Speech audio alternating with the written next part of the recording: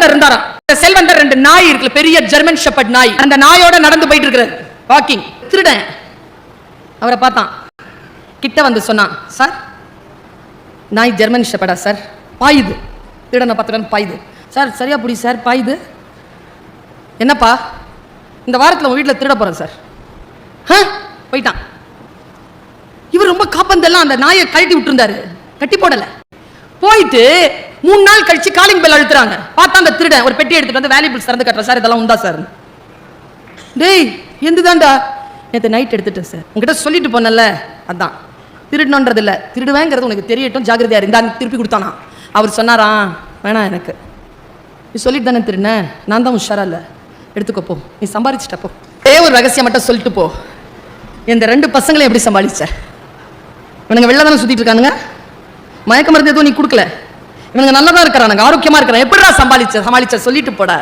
Sir இந்த நாய்களுக்கு என்ன சார் சோறு போடுவே நீ? சிக்கன் மட்டன் 7 வருஷமா போடுறியா சார்?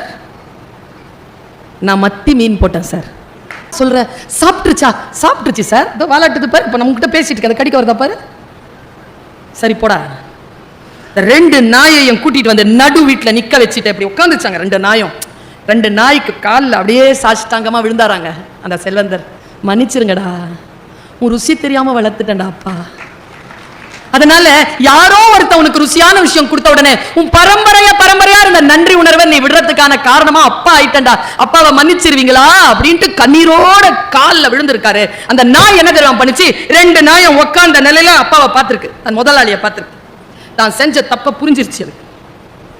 ஒரு நாய் சாப்பிடாம, இடத்தை விட்டு அசையாம, டாய்லெட் போல, தண்ணி குடிக்கல, சோறு சாப்பிடல, அப்படியே இருந்த 9 நாள்ல ஒரு நாய் செத்து போச்சு, அடுத்த நாய் 11 நாள்ல செத்து போச்சு. இவர் எவ்வளவு கெஞ்சியும் சாப்பிடலைங்க. உயிர்கள் வார்த்தைகளால் பாதிக்கப்படுகின்றன என்பதனை மட்டும் புரிந்து கொள்வோம்.